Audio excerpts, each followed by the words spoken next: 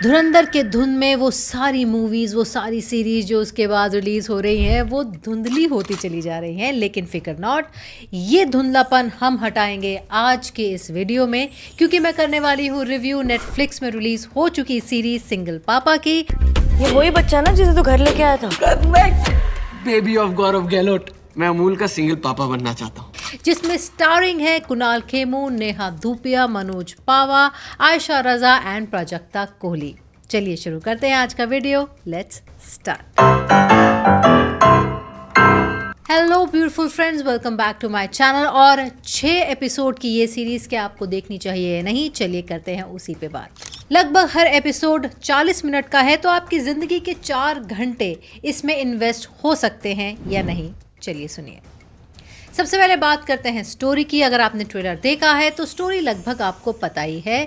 कुणाल खेमू बनना चाहते हैं सिंगल पापा, वो बहुत ज़ोर से पापा बनना चाहते हैं, लेकिन अनफॉर्चुनेटली उनकी वाइफ मदर नहीं बनना चाहती, तो हो जाता है उन दोनों के बीच में डिवोर्स। लेकिन उनकी गाड़ी के बैक सीट में एक दिन कुणाल खेमू को मिल जाता है एक क्यूट सा बेबी, जिसको फाइनली वो अडॉप्ट करने का सोचते हैं। लेकिन उनके इस ग्रैंड प्लान के बीच में आ जाती है नेहा धूपिया और उनको अडॉप्शन करने से रोकती हैं, क्योंकि वो एक ऑर्फनेज को चलाती हैं और वही डिसाइड करती हैं कि क्या गौरव गहलोत यानी कुणाल खेमू इस बेबी को अडॉप्ट कर सकते हैं या नहीं।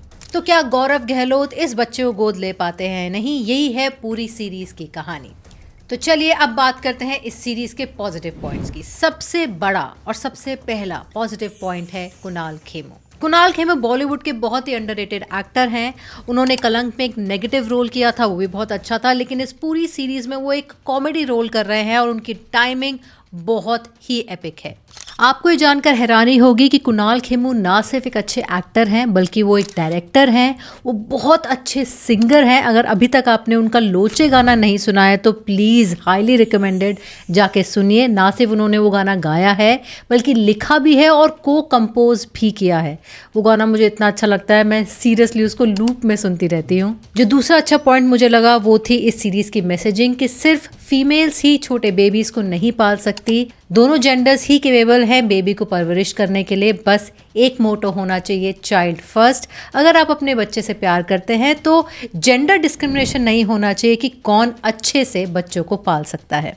और ना सिर्फ पेरेंट्स बल्कि जो नैनी होती है वो भी मैनी हो सकती है, यानी कि वो भी परबत सिंह हो सकती है, जिसका कैरेक्टर दया ने निभाया है। और वो है तो चट्टान जैसे, लेकिन उनका दिल बहुत कोमल है और वो बहुत प्यार से उस बेबी अमूल को पालते हैं। अब बात करते हैं नेगेटिव पॉइंट्स की।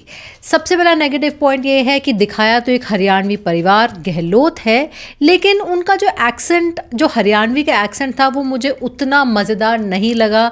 वो ना हरियाणवी दिख रहे हैं ना हरियाणवी बोल रहे हैं। सिर्फ सेटअप क्योंकि गुड़गांव का है इसलिए शायद उनको गहलोत दिखा दिया है, हरियाणवी दिखा दिया है, पर उसमें मज़ा नहीं आया। दूसरा नेगेटिव पॉइंट ये है कि बहुत सारे क्वेश्चंस जो हैं वो अनआंसर्ड रह गए, कि वो बेबी कहाँ से आया, बेबी वो किसका था, किसने उस कार में रख दिया उस बेबी को, वो आंसर नहीं मिला। इनफैक्ट मैं थ्रू आउट द सीरीज़ ये वेट करती रही कि कुछ तो ट्विस्ट एंड टर्न आएगा, लास्ट में पता चलेगा, एक एक टर्निंग पॉइंट आएगा कुछ, पर ऐसा कुछ भी नहीं हुआ। वो बेबी कहाँ से अवतरित हो गया किसी को नहीं पता। दूसरा अनआंसर्ड पॉइंट था कुणाल खेमू की लव लाइफ। एक तरफ वो अपनी एक्स वाइफ से भी प्यार कर रहे थे और दूसरी तरफ एक अलग लड़की से भी उनका लव एंगल चल रहा था। वो थोड़ा कंफ्यूजिंग था और एंड में दोनों का ही कुछ नहीं हुआ, कुछ पता नहीं चला।